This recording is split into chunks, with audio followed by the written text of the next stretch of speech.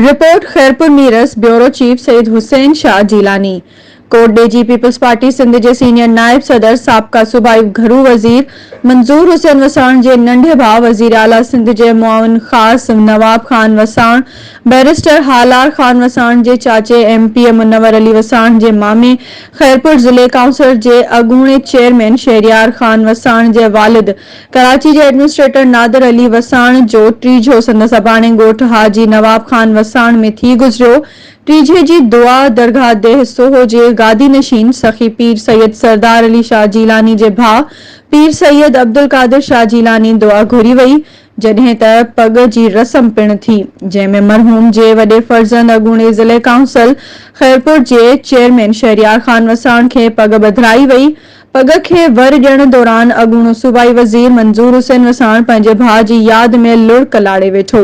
जंहिंमें पग खे सिंध जे वॾे वज़ीर जे मुआविन खास नवाब खान वसाण, बैरिस्टर हालार खान वसाण, MP मुनव्वर अली वसाण, पीर सैयद अब्दुल कादिर शाह जीलानी वर ॾिना।